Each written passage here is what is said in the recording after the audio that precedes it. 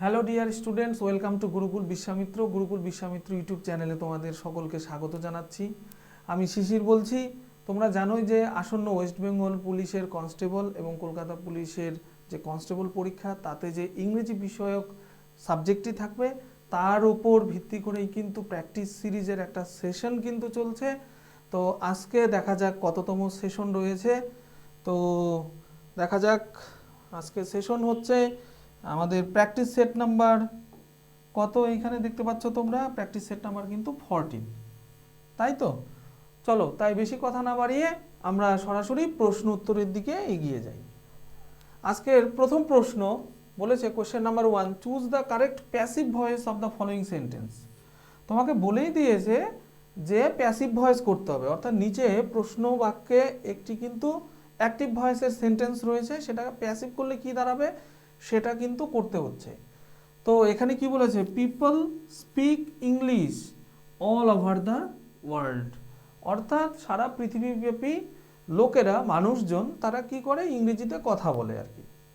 তো এটা অ্যাক্টিভ ভয়েসে রয়েছে। আমরা একটু সাবজেক্ট ভার্ব অবজেক্টটা দেখে নিচ্ছি। সাবজেক্ট ভার্ব অবজেক্ট হচ্ছে পিপল সাবজেক্ট, স্পিক হচ্ছে ভার্ব এবং ও হচ্ছে অবজেক্ট অর্থাৎ ইংলিশ। তাহলে আমরা জানি যে অ্যাক্টিভ থেকে প্যাসিভ করতে গেলে আমাদেরকে কি করতে হচ্ছে, অবজেক্টটাকে আগে নিয়ে আসতে হচ্ছে। তাহলে অবজেক্ট কি, অবজেক্ট হচ্ছে ইংলিশ। তাহলে ইংলিশ দিয়ে শুরু হচ্ছে, কোথায় কোথায় দেখে নিচ্ছি, এ বি সি, অর্থাৎ এই তিনটি অপশনেই কিন্তু ইংলিশ অর্থাৎ অবজেক্ট, এই সেন্টেন্সের যে অবজেক্ট সেটা দিয়ে শুরু হচ্ছে। তাহলে এই ইংলিশ কোথায় নেই, অপশন ডিতে। তাই অপশন ডিটা কিন্তু প্রথমে এলিমিনেট হয়ে গেল, কেননা শুরুতেই অবশ্যই ইংলিশ দিয়ে শুরু হওয়া উচিত সেন্টেন্সের রিকোয়ারমেন্ট হিসেবে। তো স্পিক, এরপরে ভার্ব কি, স্পিক। তাহলে পিপল হচ্ছে প্লুরাল সাবজেক্ট, স্পিক হচ্ছে আমার ভার্ব। এইবার এটা হচ্ছে সিম্পল প্রেজেন্ট টেন্সের অ্যাফার্মেটিভ সেন্টেন্স, অর্থাৎ সাধারণ বর্তমানকালের একটা হ্যাবোধক বাক্য। তাই ইংলিশের সঙ্গে কি যাওয়া উচিত, অবজেক্ট ইংলিশের সঙ্গে যাওয়া উচিত হচ্ছে ইজ, অ্যামিজারের মধ্যে ইজ গেল। তারপরে কি, মেন ভার্বের থার্ড ফর্ম। মেন ভার্ব কি, মেন ভার্বটি হচ্ছে স্পিক, স্পিকের হচ্ছে পাস্ট পার্টিসিপাল ফর্ম বা থার্ড ফর্ম হচ্ছে গিয়ে স্পোকেন। তাহলে English is spoken all over the world by people, এটা কিন্তু ঠিকঠাক মনে হচ্ছে এখনো পর্যন্ত। আমি অপশন বি এবং সিতে কি সেন্টেন্স রয়েছে সেগুলো একটু দেখার চেষ্টা করব। ইংলিশ ওয়াজ, ওয়াজের তো কোনো ব্যাপারই নেই, তাই অপশন বিও কিন্তু হচ্ছে না। ইংলিশ হ্যাজ বিন স্পোকেন, এটা হচ্ছে প্রেজেন্ট পারফেক্ট টেন্সের প্যাসিভ ভয়েসের রুলসটা কিন্তু এখানে ফলো করা হয়েছে, তাই এটাও হচ্ছে না। তাই তোমার এক নম্বর প্রশ্নের সঠিক উত্তর হয়ে যাচ্ছে কিন্তু অপশনে, যেখানে বলা রয়েছে English is spoken all over the world by people. হয়ে গেল, প্রশ্নটা বেশ সোজাই ছিল, একটা ভয়েস থেকে প্রশ্ন। তারপরে আমার next question, choose the correct preposition. আচ্ছা, সঠিক প্রিপজিশন বসাতে হবে, সেটাকে চুজ করতে হবে কেন, to fill in the blank, অর্থাৎ শূন্যস্থান পূরণ করার জন্য। দেখে নিচ্ছি কি রয়েছে sentence, the school is adjacent dash our house, অর্থাৎ বিদ্যালয়টি আমাদের বাড়ির নিকটেই অবস্থিত। বিদ্যালয়টি আমাদের বাড়ির খুব নিকটে বা কাছাকাছি অবস্থিত। অ্যাডজাসেন্ট মানে হচ্ছে নিকটবর্তী বা নিকটে, নিকটে, ঠিক আছে। তাহলে অ্যাডজাসেন্টের পরে কি প্রিপজিশন বসা উচিত, অ্যাডজাসেন্ট উইথ নাকি অ্যাডজাসেন্ট টু নাকি অ্যাডজাসেন্ট ফর নাকি অ্যাডজাসেন্ট বাই। অর্থাৎ অ্যাডজাসেন্ট এই ভার্বের পরে যে প্রিপজিশন বসা উচিত সেটা হচ্ছে অ্যাডজাসেন্ট টু, মানে হচ্ছে নিকটবর্তী, অর্থাৎ স্কুলটি আমাদের বাড়ির নিকটবর্তী। তাহলে the school is adjacent to our house, অর্থাৎ অ্যাডজাসেন্টের পরে যে টু বসে এটা কিন্তু অবশ্যই অ্যাপ্রোপ্রিয়েট প্রিপজিশন ওই চ্যাপ্টারটি থেকে নেওয়াই একটি প্রশ্ন। তাহলে দ্বিতীয় প্রশ্নটিও আমার শেষ হয়ে গেল। এবার কোশ্চেন নাম্বার 3, আইডেন্টিফাই, কি আইডেন্টিফাই করতে বলেছে, দি এরর অর্থাৎ ভুল, কোথায়, ইন দ্য ফলোয়িং সেন্টেন্স, অর্থাৎ নিচের বাক্যে তোমাকে বলেই দিয়েছে যে একটি এরর রয়েছে, অর্থাৎ নো এরর বা এরর নেই এরকমটা কিন্তু বলেনি। এরর বা ভুল যে রয়েছে এটা কিন্তু প্রশ্নের যে ডিরেকশন বা নির্দেশ সেটাকে সেখানে কিন্তু বলাই রয়েছে। তাহলে ভুলটা কোথায় সেটা তোমাকে বের করতে হচ্ছে। Neither the teacher not the students was ready for the exam, অর্থাৎ না শিক্ষক মহাশয় না ছাত্রছাত্রীরা ওয়াজ রেডি, তারা ছিল প্রস্তুত, মানে কেউই প্রস্তুত ছিল না। কেন? For the exam. অর্থাৎ আমি বাংলাটা বলে দিলাম। এইবার এখানে একটা জিনিস মাথায় রাখবে, ইদার অর বা নিদার নর, এর ক্ষেত্রে যে নিয়মটা অনুসরণ করা উচিত সেটা হচ্ছে রুল অফ প্রক্সিমিটি।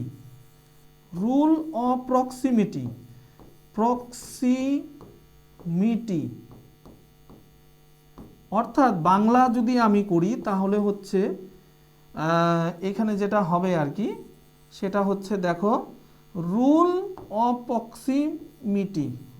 প্রক্সিমিটি মানে হচ্ছে, আমি যেটা ব্যক্তিগতভাবে করেছি সেটা হচ্ছে নৈকট্যের সূত্র। এইবার এই নৈকট্যের সূত্র ব্যাপারটা কি? ব্যাপারটা আর কিছু নয়, এখানে দেখো নিদারের পরে কি রয়েছে? সাবজেক্ট দ্য টিচার, আর নরের পরে রয়েছে দ্য স্টুডেন্টস। তাহলে এখানে দুটো সাবজেক্ট, একটা হচ্ছে দ্য টিচার আর হচ্ছে দ্য স্টুডেন্টস। এবার নৈকট্যের সূত্রে যেটা বলা হচ্ছে বা রুল অফ প্রক্সিমিটিতে, সেটা হচ্ছে যে ভার্ব রয়েছে তার নিকটবর্তী সাবজেক্ট অনুযায়ী ভার্বটি বসবে। ভালো করে বোঝো, অর্থাৎ এখানে ভার্ব বা ক্রিয়াপদ হচ্ছে ওয়াজ। এবার এই যে ওয়াজ রয়েছে, এই ওয়াজের নিকটবর্তী সাবজেক্ট অনুযায়ী ভার্বটা বসা উচিত। তাহলে এখানে দেখো দ্য টিচারও রয়েছে, দ্য স্টুডেন্টসও রয়েছে, দুটো সাবজেক্ট। তার মধ্যে কোন সাবজেক্টটি ওয়াজ নামক ভার্বের নিকটে অবস্থিত? সেটা হচ্ছে দ্য স্টুডেন্টস। তাহলে দ্য স্টুডেন্ট না দ্য স্টুডেন্টস, অর্থাৎ একটি ছাত্র না ছাত্রছাত্রীরা। তাহলে এখানে যে এই সাবজেক্টটি রয়েছে সেটা অবশ্যই প্লুরালে রয়েছে, তাই সেই দিক থেকে বিচার করলে দ্য স্টুডেন্টসের পরে কি হওয়া উচিত? হয়ে যাওয়া উচিত হচ্ছে ওয়ার, তাই তো? তাহলে এইখানেই কিন্তু ভুল রয়েছে। তাহলে দেখো তো ওয়াজটা কোথায় রয়েছে? অপশন সিতে। তাই ওয়াজ না হয়ে তোমার সঠিক উত্তর কি হওয়া উচিত? ওয়ার। তাই 3 নম্বর প্রশ্নে যে সেন্টেন্সটি রয়েছে, অর্থাৎ প্রশ্ন বাক্য হিসেবে যে সেন্টেন্স বা বাক্যটি রয়েছে, সেই বাক্যে ভুল রয়েছে ওয়াজে, অর্থাৎ ভার্বের ক্ষেত্রে। নৈকট্যের সূত্র বা রুল অফ প্রক্সিমিটি অনুযায়ী তোমার এখানে ওয়ার বসা উচিত, কিন্তু অপশনে রয়েছে ওয়াজ বা মূল বাক্যেও রয়েছে ওয়াজ। তাই option C will be your correct answer. ঠিক আছে, বোঝা গেল? এরপরে আমরা কোশ্চেন নাম্বার 4-এ যাচ্ছি। Choose the synonym. বুঝতেই পারছো সিনোনিম ফর দ্য ওয়ার্ড মেলাঙ্কলি। মেলাঙ্কলি মানে হচ্ছে লোনলিনেস, একাকিত্ব, একটা বিষাদগ্রস্ত, বিষাদময় অবস্থা, একটা হতাশা, এই রকম একটা স্যাডনেসকে বোঝায়। আমি হয়তো বলেই দিচ্ছি তোমাদের উত্তর। তো চলো, এখানে মেলাঙ্কলি মানে হচ্ছে হতাশা, অবসাদ, এই সব ব্যাপারগুলোকেই বোঝাচ্ছে। তাহলে হ্যাপি কি না? তাহলে এক্সাইটেড, উত্তেজিত, আই এম ভেরি এক্সাইটেড, এরকম কি? এনার্জেটিক, বেশ এনার্জি মানে ফুল অফ বিনস, মানে লাইভলি অ্যান্ড এনার্জেটিক, মানে পুরো এনার্জিতে ভরপুর আর কি, সেরকম কি না? যেহেতু সিনোনিম, তাই মেলাঙ্কলির এই ক্ষেত্রে, এই প্রশ্নের ক্ষেত্রে মেলাঙ্কলির সিনোনিম হচ্ছে অপশন বি, অর্থাৎ স্যাড। এটাও সোজা ছিল। তুমি যদি মেলাঙ্কলির মানে জানো তাহলে কিন্তু অপশন অনুযায়ী তোমার উত্তর করা আহামরি কঠিন কিন্তু কোনো বিষয় নয়। আমাদের next question, choose the antonym. তোমরা জানোই আমি প্রায় প্রতিটি সেটেই যেটা করছি সেটা হচ্ছে সিনোনিম এবং অ্যান্টোনিম, এই যে চ্যাপ্টার, সেখান থেকে অন্তত একটা সিনোনিম এবং একটা কিন্তু অ্যান্টোনিম তোমাদের জন্য প্রশ্ন হিসাবে সেট করছি। কেননা ইংরেজি প্রশ্ন হবে, সিনোনিম অ্যান্টোনিম থাকবে না, সেটা কখনো হয় না। মানে সেটা হওয়াটা কিন্তু খুবই মানে একটা মারাত্মক ব্যাপার। সিনোনিম অ্যান্টোনিম থেকে একটা না একটা কোশ্চেন কিন্তু সবসময়ই থাকে। তারপরে কি বলেছে? Choose the antonym. আচ্ছা, সিনোনিমের পরে অ্যান্টোনিম, যে জায়গাটায় ছিলাম। ফর দ্য ওয়ার্ড কি? ইন্ডাস্ট্রিয়াস। এবার ইন্ডাস্ট্রি মানে যে ইন্ডাস্ট্রি বা শিল্প, এই যে ব্যাপারটা, সেটা কিন্তু নয়। ইন্ডাস্ট্রিয়াস মানে হচ্ছে যে খুবই কঠোর পরিশ্রমী।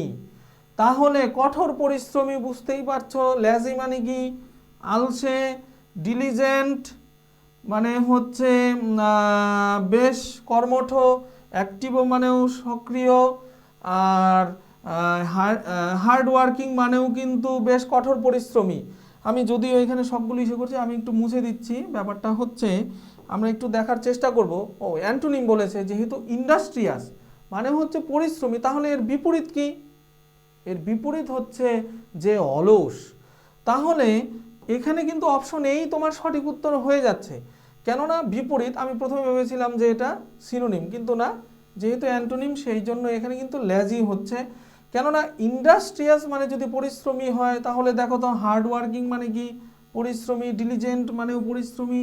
অ্যাক্টিভ মানে পরিশ্রমী। Lively and active. Energetic, full of energy, full of beans, একটা ইডিয়ম রয়েছে সেরকমটাকে বোঝাচ্ছে। তাহলে এই তিনটি অর্থাৎ অপশন বি, সি, ডিতে যে অপশনগুলো রয়েছে, মানে যে শব্দগুলো রয়েছে, সেগুলো সবগুলোই কিন্তু ইন্ডাস্ট্রিয়াসের কি সিনোনিমাস ওয়ার্ড।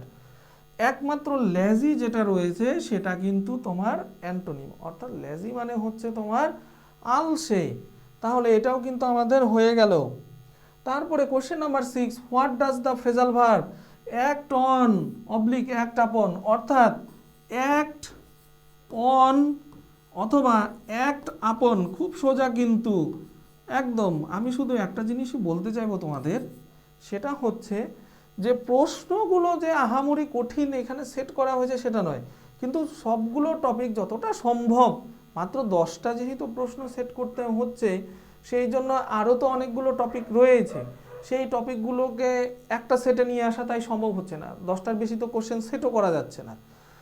তো যাই হোক, এখানে ফ্রেজাল ভার্বের একটা মানে চাওয়া হয়েছে। What does the phrasal verb act on বা অ্যাক্ট আপন মিন, অর্থাৎ অ্যাক্ট অন বা অ্যাক্ট আপন। আমরা যদি ফ্রেজাল ভার্ব পড়ি, তাহলে এ দিয়ে যে শুরু হয় সিরিজটা, সেই ক্ষেত্রে প্রথম যে আমাদের শুরু হয় খুব সম্ভবত সেটা হচ্ছে অ্যাক্ট অন বা অ্যাক্ট আপন। এর মানেটা কি? Two raise A topic or issue, অর্থাৎ কোনো একটা টপিক বা কোনো একটা ইস্যু, বিষয়কে রেইজ করা মানে তুলে ধরা। To come to a place, কোনো একটা জায়গায় বা কোনো একটা সিদ্ধান্তে এসে উপস্থিত হওয়া, উপনীত হওয়া। টু ডিসকার্ড মানে হচ্ছে এড়িয়ে যাওয়া এইরকম, নাকি টু অ্যাফেক্ট অর্থাৎ ক্ষতি করা। তাহলে যাদের ফ্রেজাল ভার্ব চ্যাপ্টারটি ভালো করে পড়া রয়েছে তারা খুব সহজেই বুঝতে পারছো অ্যাক্ট অন বা অ্যাক্ট আপনের মানে হচ্ছে টু অ্যাফেক্ট, অর্থাৎ হচ্ছে গিয়ে ক্ষতি করা। অ্যাক্ট অন বা অ্যাক্ট আপন মানে হচ্ছে ক্ষতি করা, অর্থাৎ টু অ্যাফেক্ট অর্থাৎ ক্ষতি করা। এরপরে আমাদের question number 7, choose the one word substitution for. আচ্ছা, সেফ টু ড্রিঙ্ক, খুব সোজা কিন্তু, ভালো করে বোঝো। অর্থাৎ সেফ মানে নিরাপদ, কি করার ক্ষেত্রে নিরাপদ? টু ড্রিঙ্ক অর্থাৎ পান করার ক্ষেত্রে যেটা নিরাপদ বা যেটা পানীয়, এক কথায় যদি আমরা বলতে পারি। তাহলে এইখানে দেখো প্রথমে কি বলেছে অপশন এতে, এডিবল মানে হচ্ছে ভোজ্য। পোর্টেবল আমি আগেই বলছি না কিছু। ড্রেইনেজ, ড্রেইনেজ মানে কি তোমার হচ্ছে সেচ ব্যবস্থা, না সেটা হচ্ছে ইরিগেশনের ক্ষেত্রে হবে সেচ ব্যবস্থা। আর ড্রেইনেজ মানে হচ্ছে পয় প্রণালী ব্যবস্থা, drainage system of the city এরকম। আর ইরিগেশন, ইরিগেশন জিওগ্রাফিতে একটা চ্যাপ্টার আছেই, সেচ ব্যবস্থা।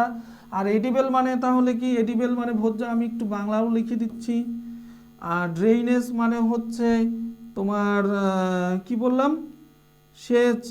ড্রেনেজ মানে পয় প্রণালী ব্যবস্থা, পয় প্রণালী ব্যবস্থা, পয় প্রণালী ব্যবস্থা। ইরিগেশন মানে হচ্ছে সেচ ব্যবস্থা। তাহলে এগুলোর মানে কি এরকমটা দাঁড়াচ্ছে যে সেফ টু ড্রিঙ্ক? তাহলে সেটা কিন্তু নয়। তুমি যদি এ সি ডি এর মানেটা জানতে পারো, তাহলে অনেকাংশেই কিন্তু সেফ টু ড্রিঙ্কের মানে সেফ টু ড্রিঙ্ক মানে যে কি হবে সেটা তুমি না জানলেও চলবে। তাহলে সেফ টু ড্রিঙ্ক হচ্ছে পোর্টেবল। এক কথায় পোর্টেবলের বাংলা হচ্ছে পানীয়, মানে পান করার যোগ্য।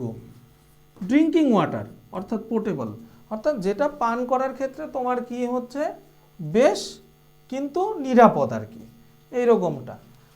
তাহলে 7 নম্বর প্রশ্ন কিন্তু আমার শেষ হয়ে গেল। তারপর question number 8, what is the plural of the word criterion, অর্থাৎ ক্রাইটেরিয়ন, ভালো করে বোঝো, বেশ ভালো ইন্টারেস্টিং একটা কোশ্চেন কিন্তু।